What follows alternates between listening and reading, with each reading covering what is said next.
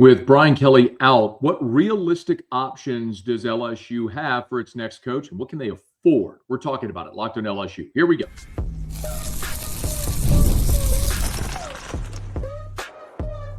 You are Locked On LSU, your daily podcast on the LSU Tigers.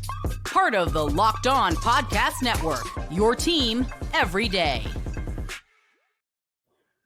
Okay, let's get it. It is Locked On LSU, your team every day. I'm your host, Matt Moscona. Thanks so much for making us your first listen. We're free, available wherever you get great podcasts. Of course, on YouTube as well. So please subscribe. As always, one of the fastest ways to help us grow is by leaving your comments below. So thank you sincerely for that. Today's episode is brought to you by Game Time. Download the Game Time app, create an account, and use the code LOCKEDONCollege for $20 off your first purchase. By now, you know Brian Kelly, of course, out as LSU's head coach. Joe Sloan out as well as the offensive coordinator. If you missed any of our thoughts on that, check out the previous episodes. Shout out to our everydayers. We appreciate you for being here with us.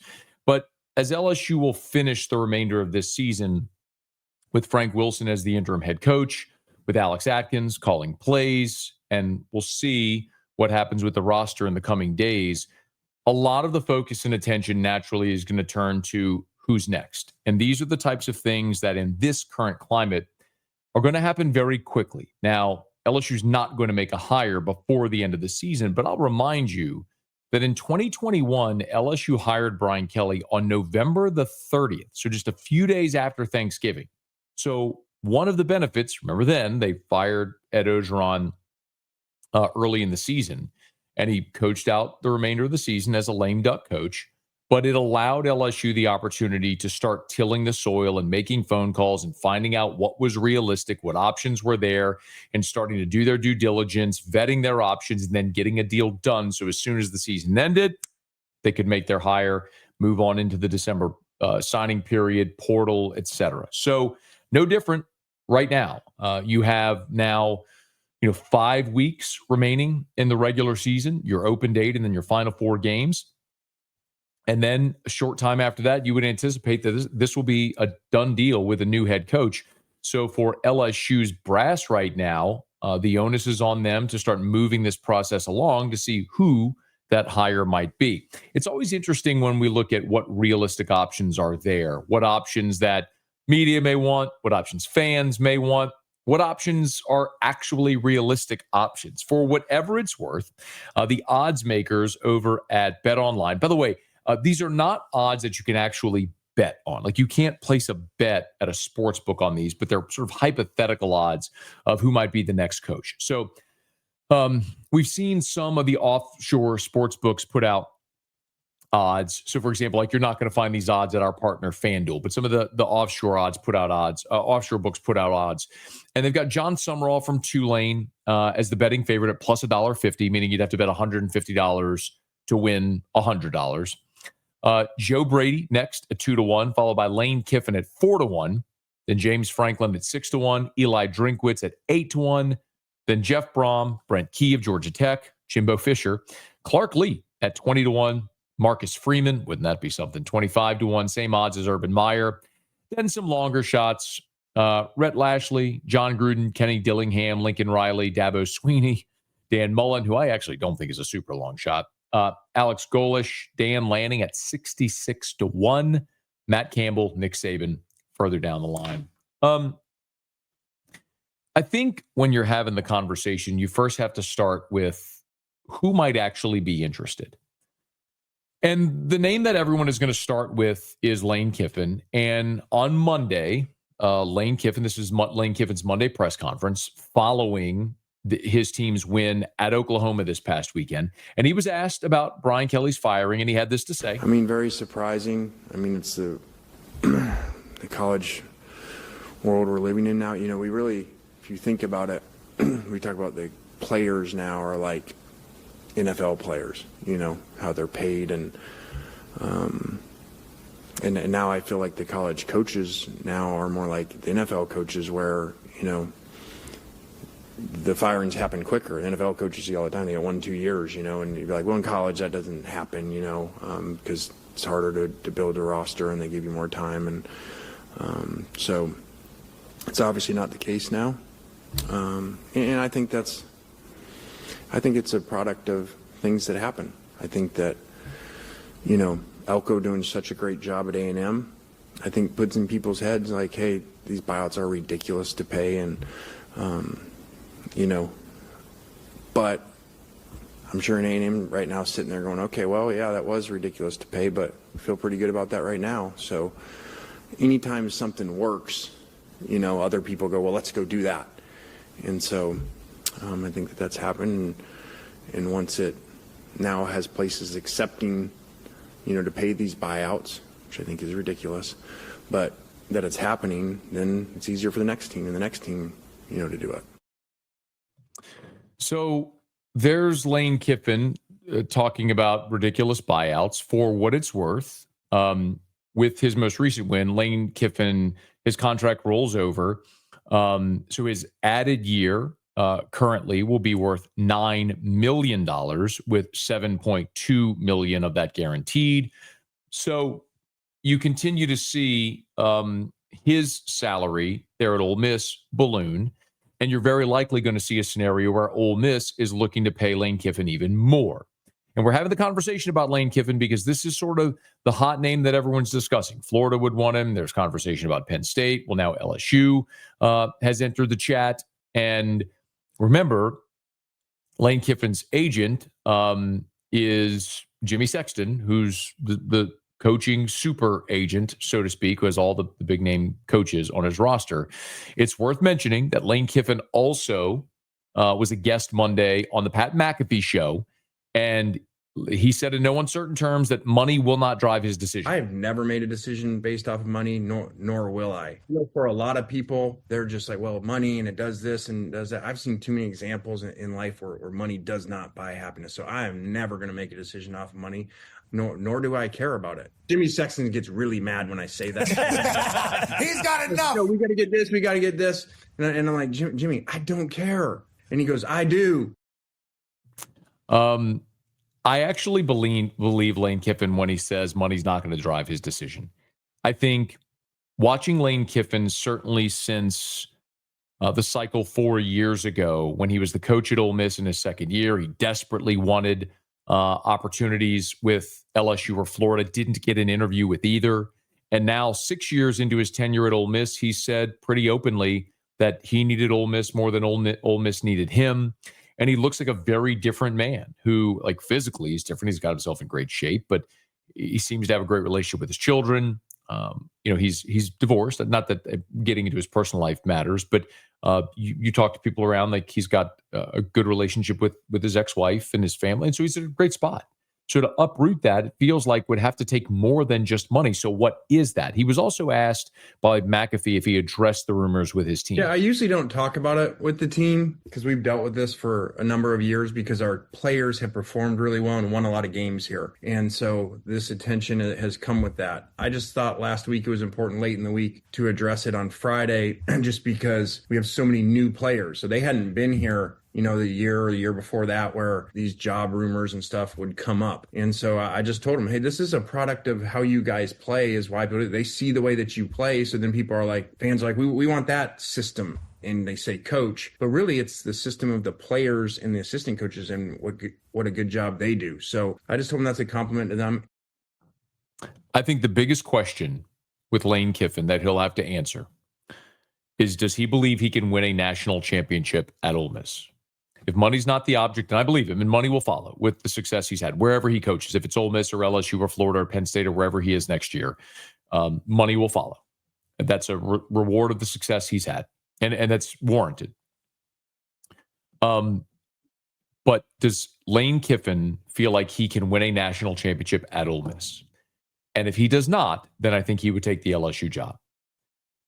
But this year is one of those indicators where they're sitting there with one loss, and I think have a great opportunity to finish this regular season with one loss and be a playoff team. And if that's the case, can Lane Kiffin, if he makes the playoff, does he feel like he can make his way through the playoff and win a championship at Ole Miss? And if he thinks the answer to that is yes, then why would he leave if he's happy where he is? I think that's probably the bigger question for Lane Kiffin is not money. It's, can you win a national championship at Ole Miss? And in a different era, the answer was unequivocally no. in this era, this portal NIL era where you have buy-in and commitment, an era where Indiana is number 2 in the country and Vanderbilt and Georgia Tech are in the top 10 with Ole Miss? I think the answer is yes. He can win the championship there.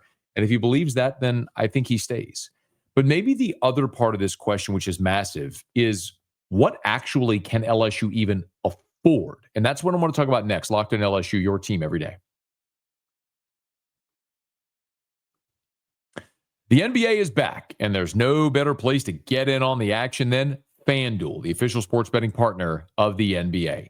Even if you missed the start of the game or you want to ride the hot hand, FanDuel has live bets on everything from who will score next to fourth quarter comebacks. Plus, you can even combine your live bets into a same-game parlay for a shot at a bigger payout. It keeps every game exciting, especially when your team's making that late push.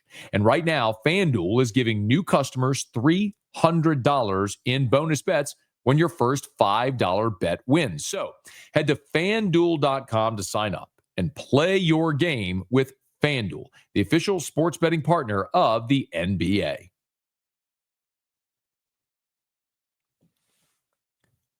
So as LSU embarks on this new journey of finding a new head coach, the question that they're going to have to answer first is, what realistically can you afford?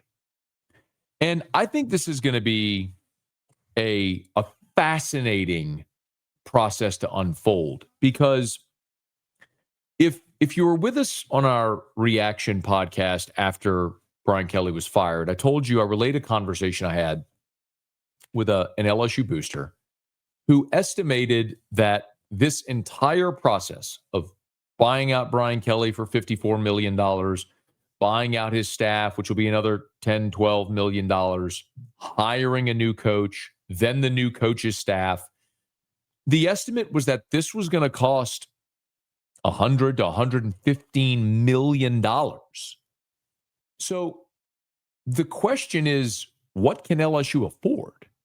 Remember, and I want to be so clear about this because it's such a common misconception, and every time I have the opportunity to say this publicly, I'm going to say it. The state of Louisiana is not paying Brian Kelly's buyout. Taxpayer dollars are not paying Brian Kelly's buyout. The LSU athletic department is not paying Brian Kelly's buyout. Brian Kelly's buyout is going to be privately funded by donor dollars. Okay. So if you have a problem with Brian Kelly's buyout, then you have a problem with the way that ultra rich people choose to spend their money. And you know what? If they want to set a match to $54 million for a coach not to work, okay, that's their prerogative. In the same way, I don't want anybody telling me what to do with my disposable income, and you wouldn't want someone telling you to do with your money. I'm not going to tell super rich people that they shouldn't spend money to buy out a coach. Okay.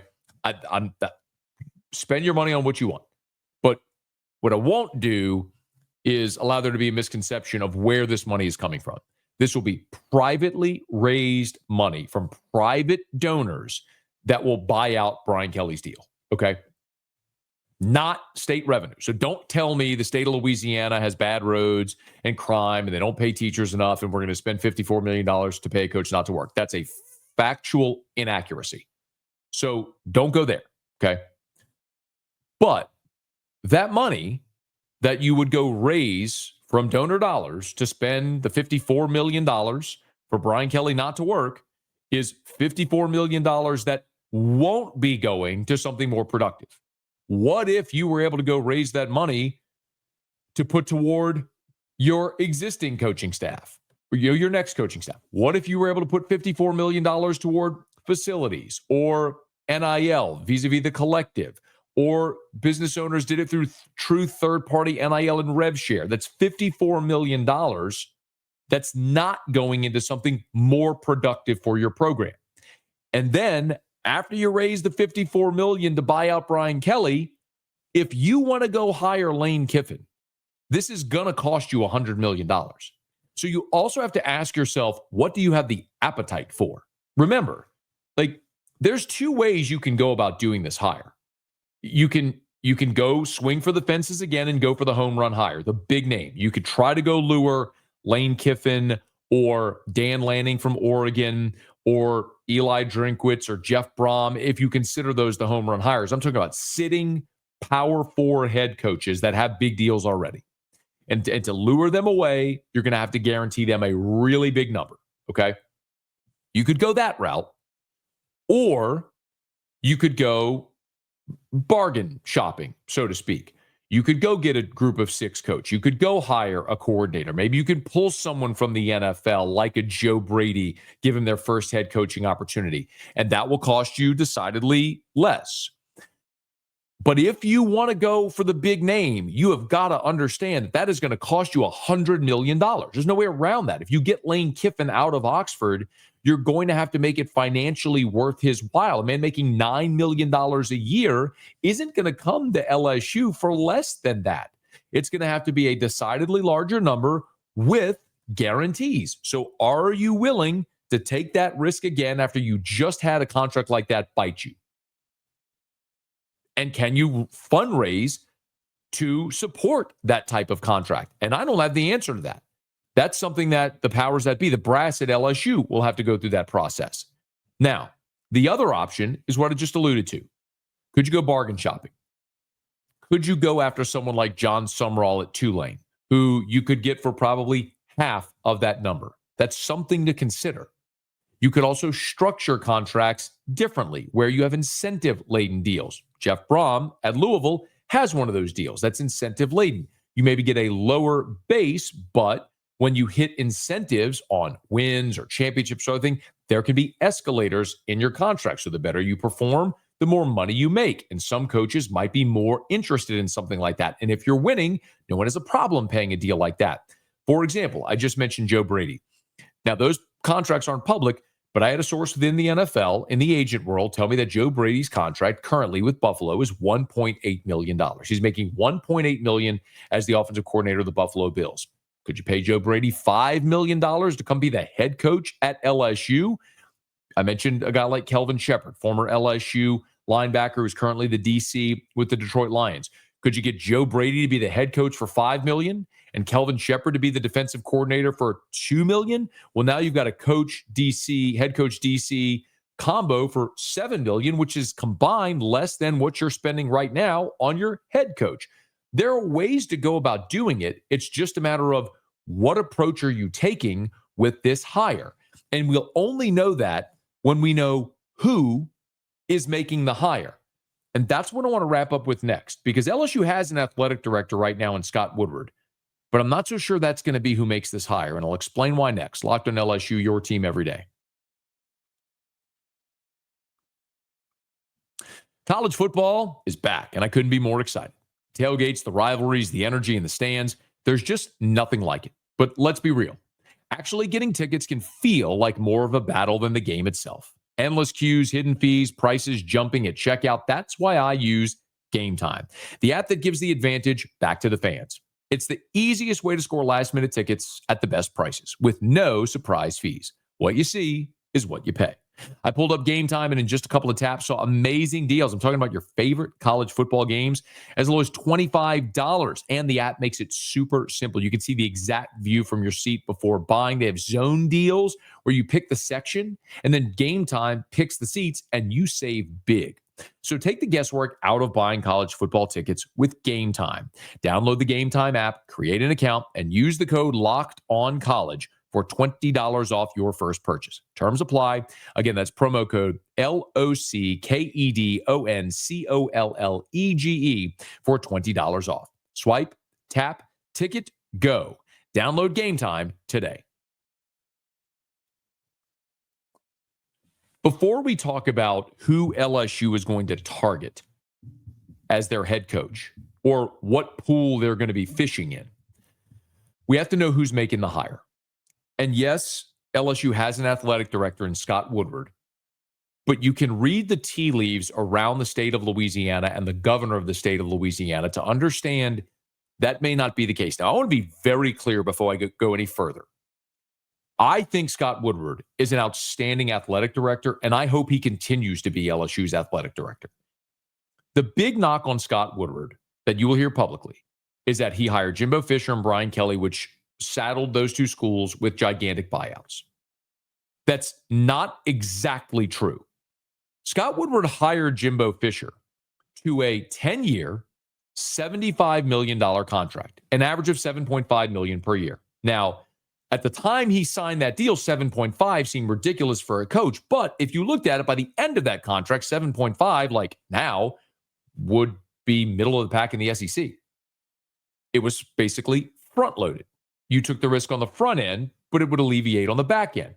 The problem with Jimbo's deal was after the COVID year, Ross Bjork gave Jimbo a giant extension. And that's what saddled them with the huge buyout, not the deal Scott Woodward gave him.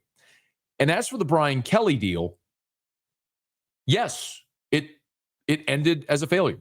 They fired Brian Kelly and they owe him a massive buyout. I don't think anyone went into the game on Saturday thinking that's how it was going to end. And I am curious if Brian Kelly had gotten more leash, if they could have gotten this thing back on track. But all that's neither here nor there. Call the Brian Kelly hire a failure. Okay. You swung big. You landed a big coach. You mitigated risk in the hire by hiring a proven head coach. You had some early success. It didn't work out long-term. Live and learn. Okay. He's also a guy that hired Chris Peterson at Boise State. He got Buzz Williams at Texas A&M. He hired Kim Mulkey. He hired Jay Johnson. He's had a lot more successes than failures. I understand your reputation as an AD is going to be built upon your football coach hires. So I understand why that is what it is. But there's so many more layers to being a good athletic director. And Scott Woodward is massively respected. And I hope that he does continue to be the athletic director. But there's a very clear line in my estimation of what's happening within the state. We have a governor who in January of this year replaced the longtime chief legal counsel at LSU, Winston DeQueer. He has replaced William Tate, the university president. The governor is working to get his people, his handpicked people into these positions of leadership within the university. And that's fine. I have no problem with that. He's the governor, and it is of his authority to make these changes if he wants. Okay. However, the governor can't hire the athletic director. The university president hires the athletic director. Well, remember, LSU is going through the process right now of hiring a new university president. That president, who I'm assuming in many that it's going to be Wade Rouse from McNeese, who is who the governor wants to shuffle into that spot, will likely then, one of his first actions, I would assume, replace Scott Woodward. And they'll move on and make that hire without Scott Woodward being a part of it, which means Bert Jawsbury will certainly have a say. Austin Thomas, LSU's GM, will have a say. I'd be curious to see if the new president and the governor have any type of influence or where their influence may lie within that hire.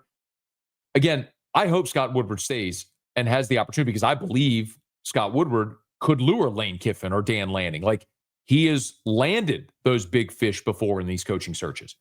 I don't know if anybody else can, could, or would, and I don't know what anybody else would target. Who anybody else would target. Would they go try to fundraise and land the big fish like a Lane Kiffin, like a Dan Lanning? Or is it a circumstance where they're going to have to go look at someone like Jon Sumrall from Tulane? Now, I think Jon Sumrall is a fantastic football coach. He won at Troy. He's won at Tulane. He inherited a good situation from Willie Fritz. But I also think he's a young guy with tons of energy in this current climate of college football, where it's not a 35-year lifer like Brian Kelly, who had done something one way his whole career, and like Saban and Dabo and Mike Gundy are struggling to transition in this new era of college football. I think Jon Sumrall is a perfect fit in this. I don't mean fit for LSU. I mean in the current state of college football, as far as a young guy who gets how to win with NIL and transfer portal. So I love that idea. I also think, so if LSU hires Jon Sumrall, I'd be perfectly fine with that. I also think there's a lot of people around LSU who are going to go, you can't hire the Tulane coach. And I think that is short-sighted and downright stupid. But I do think that there will be that element of the LSU fan base and hierarchies that wouldn't want to see that happen. But ultimately, before we can talk realistically about who is going to be LSU's next coach, we have to know two things. Number one, who's making the hire? And that will tell you, number two, what they have to spend. Are you going to go spend $100 million? Are you willing to stomach that risk again? Are your boosters willing to pony up the money to go try to pay another $100 million contract for a premier sitting Power 4 head coach? Because if you want Lane Kiffin, that's what it's going to cost. But if this poor financial decision and this Brian Kelly buyout is forcing you to take a different route, what does that path look like? Well, we only know when we know who's making the hire. And it will be fascinating to watch unfold. But one thing is for certain, because LSU has made this decision early enough to move on from Brian Kelly, Scott Woodward, Ferg Osbury, Austin Thomas, whomever might be involved, can already begin the process of making phone calls to agents of potential candidates to gauge interest. So you can start engaging in those conversations. So when the time is right, you're ready to move. Because remember, you got a December signing period for high schools, and then you got the early January portal period. So all of the hay has to be in the barn shortly after the season ends, because you have a very small window to build your 2026 roster now without the spring transfer portal window. How much do they have to spend? Who's making the decision? Know those things. It'll give us a much better sense of what's to come. Hey, thanks so much for making us your first listen every single day. If you're listening on podcast, please subscribe on your favorite podcast app. Thanks for being there on YouTube and the Gulf Coast Sports and Entertainment Network as well. We appreciate you for hanging out with us every day. For those who are watching on TV, shout out. We appreciate it greatly. Be sure to let a friend know if they love the Tigers. We got you here every single day for Locked On LSU, your team every day.